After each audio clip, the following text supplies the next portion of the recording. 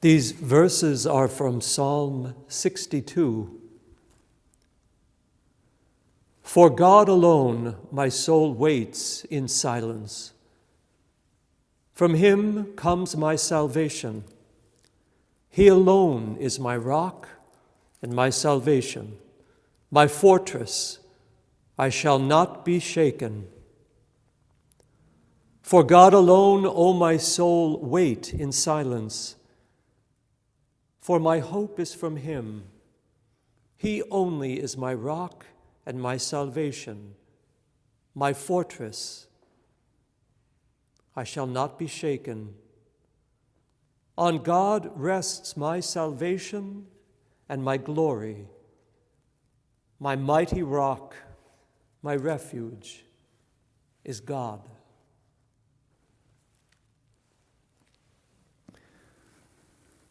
The beautiful icon of our Mother of Perpetual Help. That beautiful icon was given to the Redemptorists in 1866 by Pope Pius IX. And along with this priceless gift, Pope Pius gave us a mandate. He said to us, "Make her known under this title throughout the world. Make her known as Mary, our Mother of Perpetual Help." We have understood that mandate as Redemptorists, and we have accepted it with great love and devotion.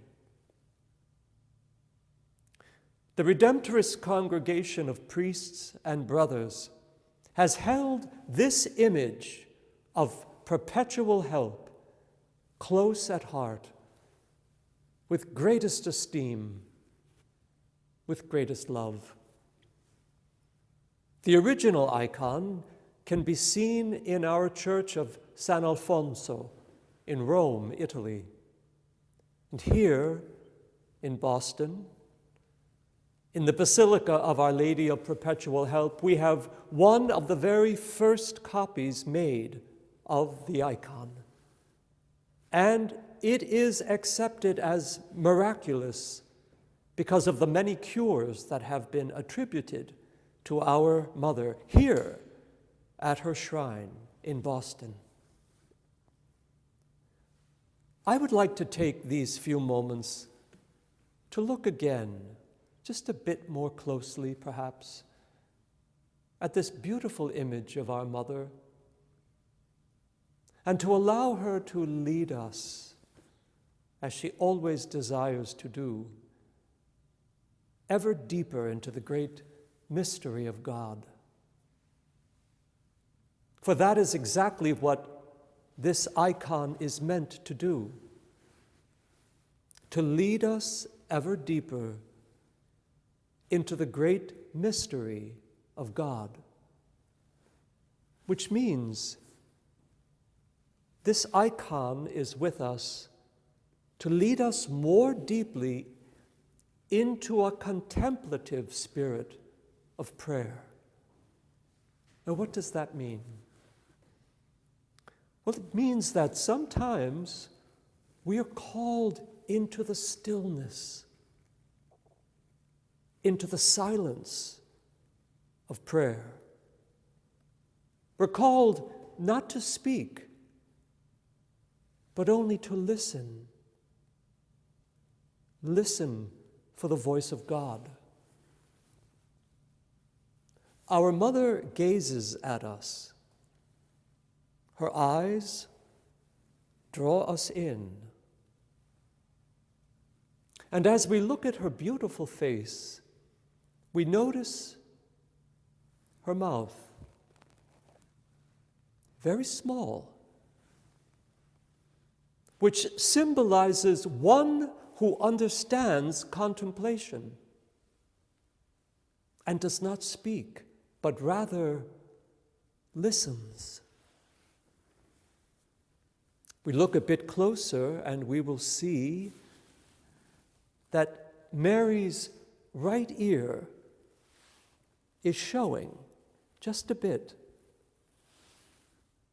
It is for a reason. Again, her mouth is telling us not to speak. And her ear is telling us to listen. For what? She's telling us to listen for the voice of God. And what would the voice of God be telling us? The icon is drawing us into the great mystery of our redemption. Mary is the mother of the Christ, our Redeemer. And she holds him not to herself, but if we study the icon, we do notice she is presenting him to us. Notice her right hand, the hand that Jesus is holding. Her elongated fingers are pointing very directly to him. Look at him, she's saying, by this one gesture. Look at the one who has come to bring salvation and redemption to this world. And in the icon, we see how he accomplished this through his death on the terrible wood of the cross. The image of this young Jesus looks over his shoulder, and he sees, at the right of the icon, the Archangel Gabriel, who holds in his hands the cross and the nails of the crucifixion. On the left side of the icon, we see the Archangel Michael. He's holding the lance, the sponge, and the jar of vinegar and gall that was given to Jesus to drink when he said, "I thirst," as he hung upon the cross. If we look at the feet of young Jesus, we notice that one of his sandals is falling off. Now, why is this, you may ask? Well, there are two main thoughts here. One that has grown out of a lovely tradition, and another that is actually closer to the real significance. Why is his sandal falling from his little foot? It's often said that Jesus looked and he saw the instruments of his passion and death. And in his fear, he ran to his mother for comfort. And in running and jumping into her arms, he almost loses his little sandal.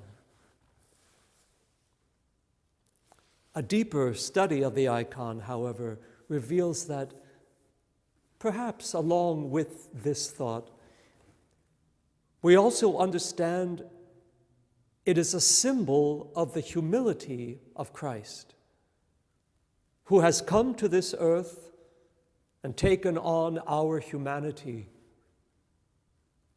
Notice that the sandals are golden, a sign of his divinity. And so, that golden sandal falling from his little foot is telling us that in his beautiful humanity, he has concealed his glorious divinity. In a very real way, the icon of our Mother of Perpetual Help is opening up for us the pages of the gospel. It is showing us in this very stylistic form the good news of our salvation.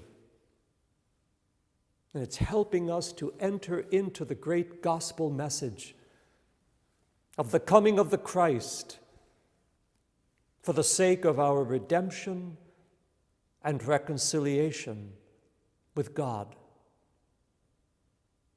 And it is Mary who wants to bring us ever deeper into this profound mystery.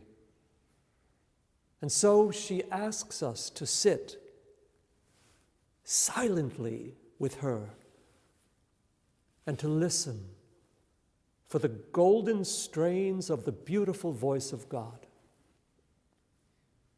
a voice that speaks of peace and reconciliation, and above all, a voice that speaks of love, a love that is divine and eternal, a love that is given so graciously to all the children of God in the coming of Christ Jesus. She comes to us in this beautiful icon, and her loving gaze draws us ever deeper into the silence of the great mystery. And in that silence, we find our peace. For in the silence, Mary brings us home to God.